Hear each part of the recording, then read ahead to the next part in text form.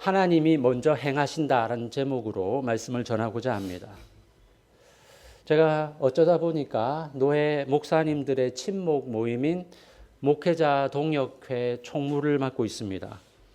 그래서 목사님들 경조사가 있으면 대표로 참석을 해야 되는데 올해도 조문 갈 일이 있어서 부산을 벌써 2번이나 다녀왔습니다.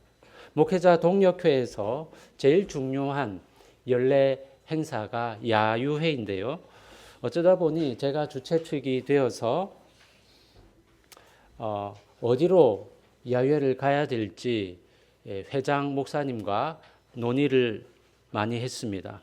고심 끝에 계룡산을 얼마 전에 갔다 왔는데요. 참석하는 사람들은 주최 측이 가라는 대로 따라가면 되지만 준비하는 사람들은 행사 끝날 때까지 그것을 다 이끌어 가야 되니까 여간 신경이 쓰이는 게 아닙니다. 야유회 전에 먼저 답사를 가서 거기가 갈 만한 장소인지, 또 동선은 어떻게 짜야 되는지, 식사는 어디서 해야 되는지 일일이 다 체크해야 됩니다. 그리고 당일날 오는 사람, 못 오는 사람 분류를 하고 또 온 사람들을 인솔해서 목적지까지 안내를 해야 됩니다. 다행히 야유회를 잘 마쳤는데요. 이런 일들을 하다 보면 누가 정해주는 대로 따라다니는 게 제일 편하게 여행하는 법이라는 생각이 듭니다. 실제로 여행할 때 보면 어떤 사람들은 일일이 자기가 갈 곳을 정하고 스케줄을 짜는 걸 좋아하지만 또 어떤 사람들은 돈만 주면 알아서 일정을 다 정해주는 단체 여행을 좋아하는 사람도 있습니다. 저도 나이가 들었는지 이제는 일일이 뭘 알아보고 선택하는 것보다 누가 안내해 주는 대로 따라다니는 여행이 점점 좋아집니다. 오늘 본문은 하나님이 우리 앞서서 먼저 나가시는 분이라고 말씀합니다. 이스라엘이 길을 나서기 전에 하나님이 먼저 나서십니다. 20절을 보십시오. 내가 사자를 네 앞서 보내어 길에서 너를 보호하여 너를 내가 예비한 곳에 이르게 하리니. 우리가 가기 전에 하나님이 미리 준비해 놓겠다는 것입니다. 오늘 본문인 출애굽기 23장 20절에서 33절 말씀은 출애굽기 20장 이후부터 이어지는 시내산에서 하나님이 주신 율법의 말씀의 결론 부분입니다. 하나님은 수십 가지의 율법을 이스라엘에게 주신 뒤에 그 마지막에 무슨 말씀을 하십니까? 오늘 본문을 자세히 살펴보면 하나님이 내가 이렇게 해주겠다라고 약속을 먼저 하시고 그 뒤에 너희는 이렇게 해야 한다라고 명령하십니다. 그러니까 약속이 명령보다 앞에 나옵니다. 20절에 보면 내가 사자를 네 앞서 보내어라고 너보다 먼저 내 사자를 보내겠다 약속하십니다. 그리고 21절에서 그를 노엽게 하지 말라고 명령하십니다. 두 번째로 23절에서 내 사자가 네 앞서 가서 인도하겠다라고 약속한 뒤에 24절에 보면 너는 그들의 신을 경배하지 말라고 명령이 뒤따릅니다. 그렇게 하면 너희가 나를 통해서 많은 복을 받게 될 것이다 라고 25절에서 28절까지 말씀하십니다. 율법을 지켜서 은혜를 받는 것이 아니라 하나님이 먼저 은혜를 베푸시고 그 은혜로 인하여 율법을 지킬 수 있게 해 주시겠다는 것입니다. 그렇다면 20절에 나오는 사자는 누구를 가리키는 것일까요? 어떤 성경에서는 천사라고 번역하고 있는데요. 21절에 보면 그를 노엽게 하지 말라. 그가 너희의 허물을 용서하지 아니할 것은 내 이름이 그에게 있음이니라 라고 말씀합니다. 단순히 천사라면 그 안에 하나님의 이름이 있을 리가 없습니다. 하나님의 이름이 그에게 있다는 것은 하나님으로부터 전권을 부여받은 존재라는 의미인데요. 많은 성경학자들은 이 사자가 구약에 나타난 그리스도 혹은 선제하신 그리스도를 가리키는 것으로 봅니다. 그리스도가 이미 출애굽 여정에서 이스라엘 백성들 앞에 가고 계셨다는 것입니다. 하나님이 먼저 앞서가신다 하는 것이 당시 이스라엘 백성들에게 얼마나 든든했을까요? 가나안 땅에는 헷 족속, 아모리 족속, 가나안 족속, 히위 족속, 여부스 족속이 자리 잡고 있었습니다. 군사 전문가들에 의하면 적을 정벌하기 위해서 원정을 나갈 때 적군보다 3배 이상 많은 전력으로 나가야지 싸워서 이길 가능성이 있다고 합니다. 축구 경기만 해도 안방에서 경기하는 팀이 원정팀보다 훨씬 유리하다는 것을 우리는 잘 알고 있습니다. 그런데 이스라엘은 전쟁 경험도 없고 변변한 무기 하나 없습니다. 인간적으로 본다면 그들이 가나안 땅을 정복한다는 것은 쉬운 상황이 아닙니다. 그런데 여기에서 하나님은 내가 먼저 가겠다고 하십니다. 가나안 정복의 주체는 이스라엘 백성들이 아니라 하나님이시라는 말씀입니다.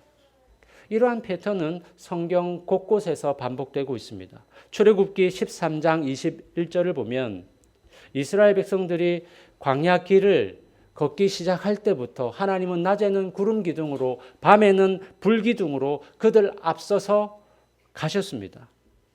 이스라엘 백성들이 길이 어딘지 찾아서 움직인 것도 아니요, 이스라엘이 먼저 용기를 낸 것도 아니었습니다. 구름 기둥과 불 기둥이 먼저 움직였고 이스라엘 백성들은 그것을 따라가기만 했을 뿐입니다.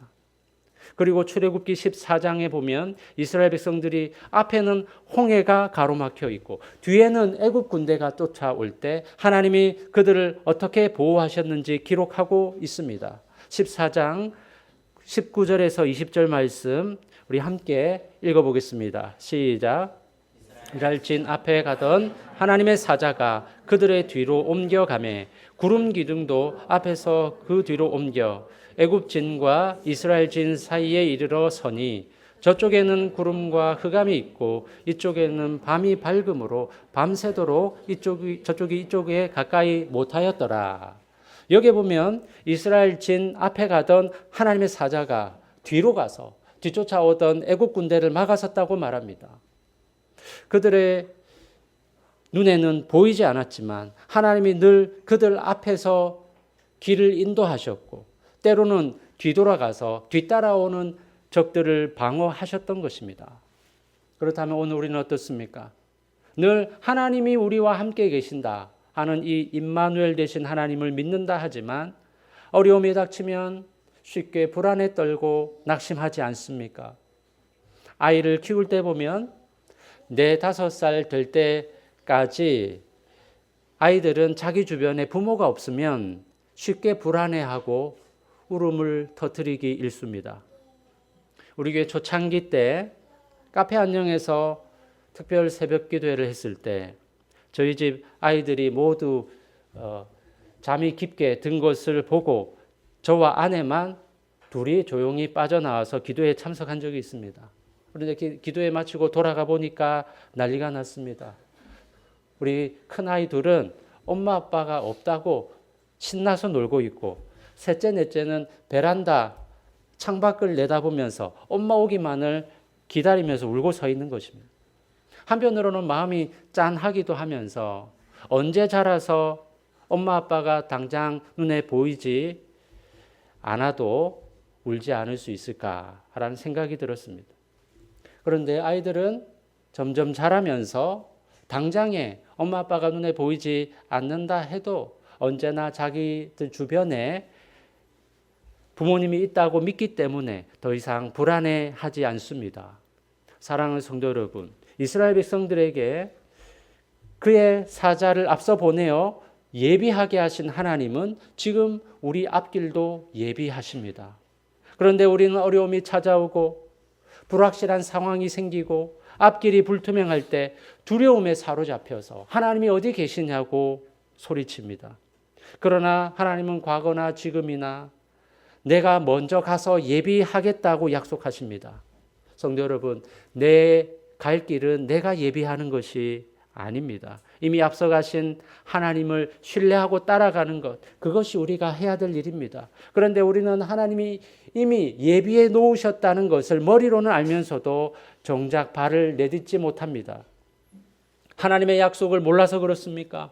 이미 하나님은 말씀을 통해서 우리 앞서 행하시는 분이라고 알려주셨습니다. 그런데 계속 불안해하거나 하나님 외에 다른 대안을 찾고 있는 것은 하나님에 대한 믿음이 없기 때문입니다. 사실 저도 미래를 한 번씩 생각할 때 답답해질 때가 있습니다. 아이들은 자꾸 커가고 돈 들어갈 곳은 많은데 어떻게 감당해야 되지? 목회 환경은 점점 녹록치 않은데 앞으로 목회를 어떻게 해야 되지? 이런저런 걱정들이 생깁니다. 이런 순간에 우리는 하나님이 어떤 분이신지를 기억해야 합니다. 내가 길을 나서기 전에 하나님이 먼저 길을 예비하십니다. 내가 답을 가지고 있어야 출발할 수 있는 것이 아닙니다. 아브라함도 갈 길을 알지 못했지만 하나님 믿고 나아갔듯이 나도 앞을 내다볼 수 없지만 하나님의 약속을 믿고 나아가는 것입니다. 하지만 그곳에 하나님이 모든 것을 예비하고 계신다는 것을 믿어야 됩니다. 지금 앞이 보이지 않아 두려운 분들이 있을 겁니다. 자녀의 앞길이 막막하고 내 직장이 불안하고 미래가 걱정되는 분들이 있을 것입니다. 그런데 이스라엘 백성들이 이동하기 전에 구름 기둥이 먼저 움직였듯이 하나님은 우리 앞서서 행하십니다. 그것을 바라보지 못하면 가나안 땅을 주겠다 약속하신 말씀을 믿지 못하고 하나님을 원망하며 여호수아와 갈렙을 죽이려 했던 이스라엘 백성과 같이 되는 것입니다. 두렵고 불안한 것 자체가 죄는 아닙니다. 하지만 우리 앞서 행하시는 하나님이 계시기 때문에 두려움을 안고서도 앞을 향해 나아가는 것입니다. 그것이 믿음입니다. 이런 믿음을 가지고 살아가는 여러분 되시기 바랍니다. 하나님은 23절에서 사자를 앞장 세워서 가나안 족속을 물리치겠다고 약속하십니다. 그리고 24절에서 너희들의 할 일은 가나안의 우상들을 폐기하고 여호와 하나님을 섬기는 것이다 라고 말씀하십니다. 하나님이 먼저 이기셨으니 이스라엘이 해야 될 일은 이미 패배한 신들을 치워버리는 것이었습니다. 27, 28절에 보면 하나님이 가나안 족속들을 쫓아내겠다 약속하시는데요. 27절 앞부분에 내가 나의 위엄을 네 앞서 보내어 라는 구절이 나옵니다. 근데 여기서 위엄이라고 번역된 히브리어 원어는 공포와 두려움을 뜻합니다. 하나님은 이스라엘 백성들이 가나안에 도착하기도 전에 적들의 간담을 높게 만드십니다. 실제로 이미 가나안 부족들은 두려움에 떨고 있었습니다. 이스라엘 백성들이 여리고를 정복하기 전에 정탐꾼 2사람을 먼저 보내었는데요.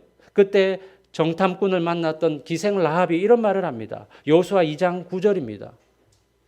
여호와께서 이 땅을 너희에게 주신 줄을 내가 아노라. 우리가 너희를 심히 두려워하고 이 땅 주민들이 다 너희 앞에 간담이 녹나니. 이미 전쟁도 하기 전에 여리고 주민들은 전의를 상실해 버렸다는 것입니다. 그래서 이스라엘 백성들이 여리고에 나타났을 때 여리고 주민들은 숨죽이고 그들을 지켜보기만 할 뿐 대항할 엄두도 못 냈던 것입니다.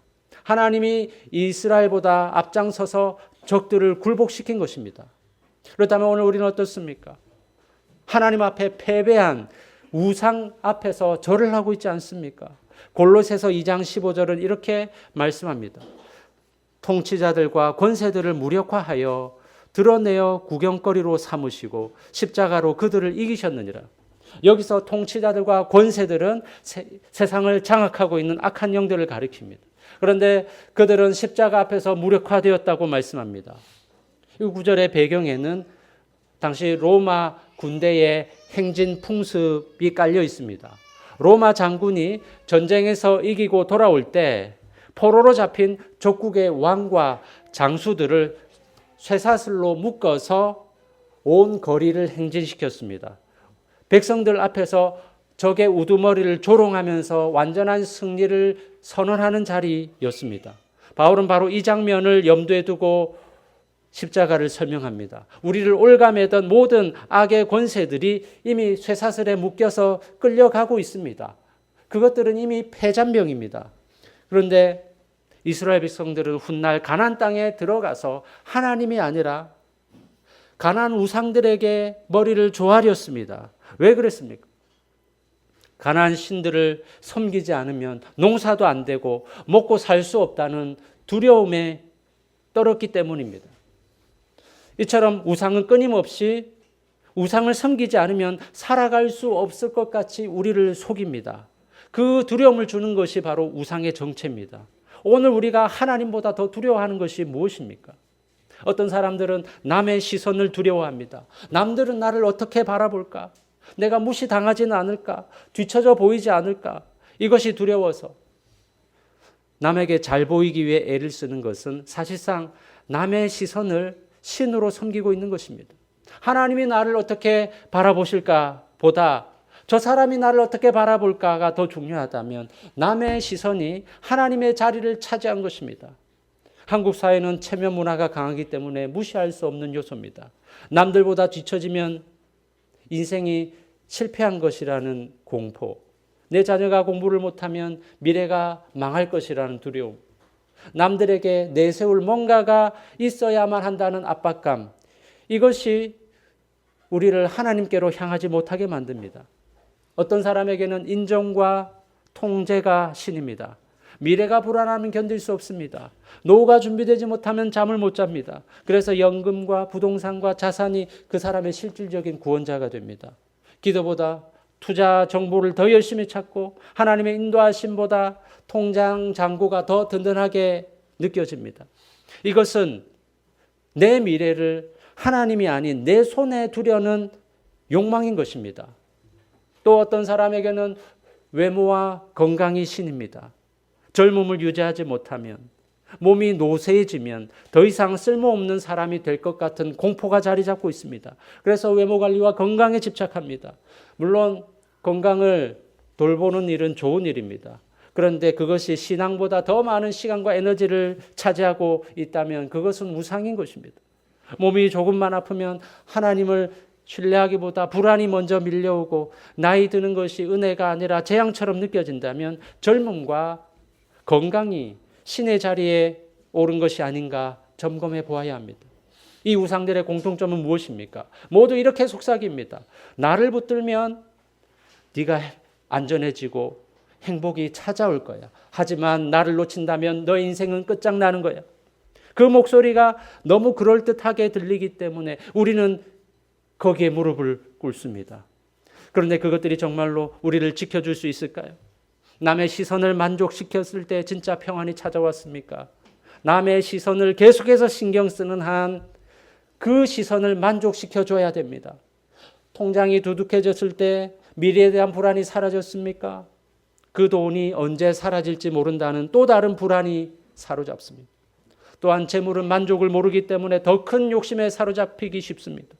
건강과 외모는 시간이 지나면 점점 사라질 수밖에 없습니다. 그것에 집착하면 집착할수록 더 큰 상실감만 남게 될 뿐입니다. 우리가 그것들을 섬기게 될 때 남는 것은 허무함밖에 없습니다. 왜냐하면 그것들은 이미 패배한 것들이기 때문입니다. 우리가 그토록 두려워하며 섬기는 것들이 사실은 이미 쇠사슬에 묶여서 끌려가고 있는 패잔병들입니다. 그런데 우리는 그 패잔병들 앞에 여전히 떨며 머리를 숙입니다. 이미 패배한 것들에게 끌려다닙니다. 성도 여러분, 그리스도께서 이미 이기셨습니다. 그 승리가 우리의 것이 되었습니다. 그런데 우리는 왜 항복한 패장 앞에서 머리를 조아리고 있습니까? 이것이 하나님이 24절에서 경고하시는 것입니다. 패배한 것들을 깨뜨리십시오. 그것들 앞에 절하지 마십시오. 이미 승리하신 그리스도가 우리와 함께 계십니다. 그리스도 안에 있을 때 우리는 영원한 안식과 기쁨을 누릴 수 있는 것입니다. 29절을 보십시오. 그러나 그 땅이 황폐하게 되므로 들짐승이 번성하여 너희를 해할까 하여 1년 안에는 그들을 네 앞에서 쫓아내지 아니하고. 하나님이 앞에서는 가나안 족속을 쫓아내겠다고 하셨다가 갑자기 1년 안에는 쫓아내지 않겠다고 하십니다. 이유가 무엇입니까? 가나안 족속을 한꺼번에 쫓아내면 갑자기 비어버린 땅에 들짐승이 급격하게 번성하여 오히려 이스라엘이 위협을 받게 된다는 것입니다. 그 넓은 가나안 땅에 이스라엘 백성들이 동시에 정착하는 것은 불가능했습니다. 어떤 곳에는 사람이 살고 어떤 곳에는 사람이 살지 않을 때 그곳에 맹수가 들어차는 것은 현실적인 위험이었습니다. 30절에 보면 이스라엘 백성들이 가나안 땅을 차지하기까지 하나님이 가나안 족속들을 조금씩 쫓아내겠다고 말씀하십니다. 이것은 이스라엘이 감당할 수 있을 만큼의 속도에 맞추어 그 땅을 정복하게 해 주시겠다는 약속입니다. 그럼에도 31절에 보면 최종적인 땅의 경계는 분명하게 확정 지으십니다. 내가 네 경계를 홍해에서부터 블레셋 바다까지 광야에서부터 강까지 정하고 그 땅의 주민을 네 손에 넘기리니 네가 그들을 네 앞에서 쫓아낼지라. 과정은 느리지만 목적은 확실합니다. 하나님은 언제나 급하게 일을 추진하지 않으십니다. 그런데 32절과 33절에서 하나님의 경고가 뒤따라 옵니다. 너는 그들과 그들의 신들과 언약하지 말라. 그들이 네 땅에 머물지 못할 것은 그들이 너를 내게 범죄하게 할까 두려움이라. 네가 그 신들을 섬기면 그것이 너의 올무가 되리라. 하나님이 가나안 족속들을 다 물리치시기까지는 기다려야 되는데 그 시간을 기다리지 못하고 가나안 족속과 타협하게 되면 그것이 올무가 되어서 이스라엘을 망하게 할 수 있다는 것입니다. 그런데 안타깝게도 이스라엘 백성들은 하나님의 경고를 새겨 듣지 않았습니다. 사사기를 보면 이스라엘이 가나안 족속과 타협하면서 서서히 가나안 신들에게 마음을 빼앗겼음을 알 수 있습니다. 하나님이 정하신 때를 기다리지 못한 것입니다. 성도 여러분, 우리 자신을 돌아봅시다. 우리가 왜 하나님의 정하신 때를 기다리지 못합니까? 표면적인 것은 답답함 때문이지만 그 속내를 들여다보면 내가 정한 기한이 있고 하나님이 그 기한 안에 해결해 주셔야 된다는 생각 때문 아닙니까? 그 기한을 넘기면 하나님이 신실하지 않다고 느낍니다. 그런데 누가 주인이고 누가 종인 것입니까? 하나님의 속도가 내 기대와 다를 때 그것을 하나님의 실패라고 여기는 순간 우리는 그 하나님을 내 문제를 해결해 주는 해결사처럼 여기고 마는 것입니다. 오랫동안 기도했는데 응답이 없고 오래 기다렸는데 상황이 나아지지 않는 분들이 있을 것입니다. 자녀를 위해 오래 기도했지만 자녀가 여전히 돌아오지 않는 경우도 있고 경제적 어려움 속에서 이 상황이 지나가기를 기다렸지만 여전히 상황이 녹록지 않은 경우도 있을 것입니다. 그 마음 충분히 이해합니다. 저도 하나님이 분명히 들어주실 만한 기도인데 내내 응답해 주지 않으셔서 답답할 때가 있습니다. 그러나 오늘 본문이 말하는 것을 들어보십시오. 어쩌면 이스라엘 백성들은 신속하게 가나안 족속들을 다 물리치고 그 땅을 빨리 차지하기를 바랐을 수도 있습니다. 그런데 하나님은 가나안 족속을 천천히 쫓아내겠다고 하십니다. 왜냐하면 한꺼번에 쫓아낼 경우에 빈 땅에 들짐승들이 번성하여 이스라엘 백성들을 해칠까 염려했기 때문입니다.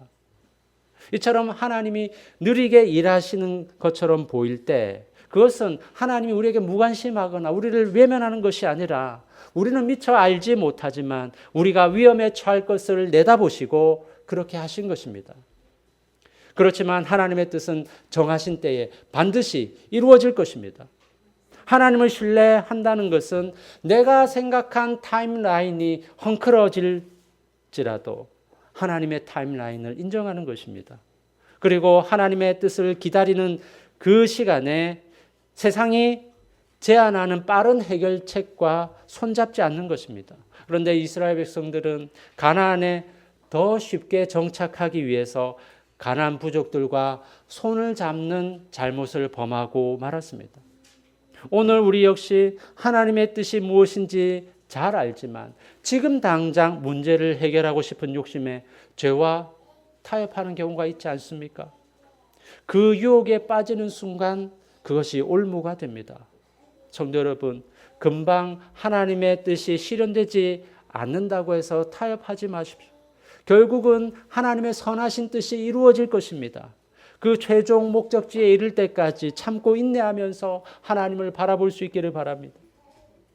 오늘 우리는 출애굽기 23장 20절에서부터 33절을 통해 하나님이 어떤 분이신지 살펴보았습니다.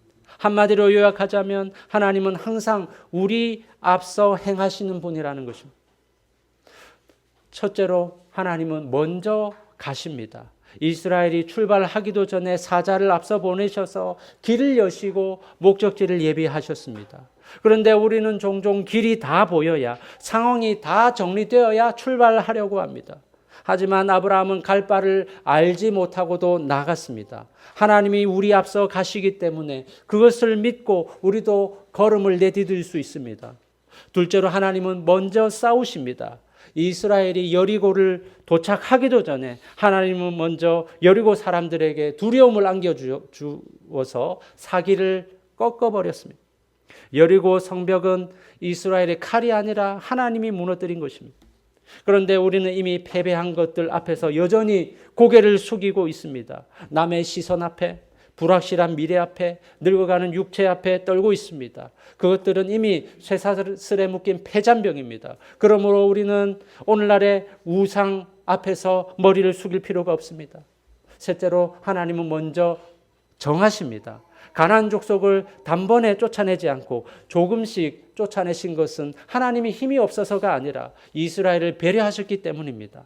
나라의 경계선도 정복하는 속도도 하나님이 다 정하셨습니다. 하나님은 하나님의 때에 가나안 정복을 완성하실 겁니다. 다만 그 과정은 천천히 이루어질 것입니다. 우리가 생각한 기한을 넘어선다고 해서 하나님이 실패하신 것이 아닙니다. 다만 하나님은 우리가 헤아리지 못하는 것까지 다 보고 계시기 때문에 우리 입장에서 늦어 보이는 것뿐입니다. 기다려야 될 타이밍에 타협하지 마십시오. 그것이 올무가 되어서 두고두고 우리를 괴롭힐 것입니다. 오늘 설교를 시작하면서 야유회 답사 이야기를 했습니다. 미리 가서 동선을 짜고 식사 장소를 확인하고 당일날 길을 안내하는 사람이 있기 때문에 그것을 뒤따라오는 사람들은 편안하게 여행을 할 수 있습니다. 하나님이 바로 그런 분이십니다. 우리가 가기 전에 하나님이 먼저 가셨습니다. 우리가 싸우기 전에 하나님이 먼저 싸우셨습니다. 우리가 미처 알지 못하는 위험을 하나님이 미리 내다보시고 속도와 경계를 정하셨습니다. 그분이 예비하신 목표는 정해져 있고 반드시 이루실 것입니다. 우리 앞서 행하시는 그 하나님의 모습은 십자가에서 완성되었습니다. 하나님이 친히 사람이 되셔서 우리보다 먼저 죽음의 자리로 들어가셨습니다. 우리가 결코 통과할 수 없는 저주와 심판의 자리를 그분이 먼저 통과하셨습니다. 그분이 먼저 죽음 속으로 들어가셨기 때문에 우리에게 부활의 길이 열렸습니다. 21절에서 내 이름이 그의 안에 있다고 하신 그 사자는 마침내 육신을 입고 오신 예수 그리스도십니다. 사랑하는 성도 여러분, 우리 앞에 어떤 길이 놓여 있든지 먼저 하나님이 가십니다.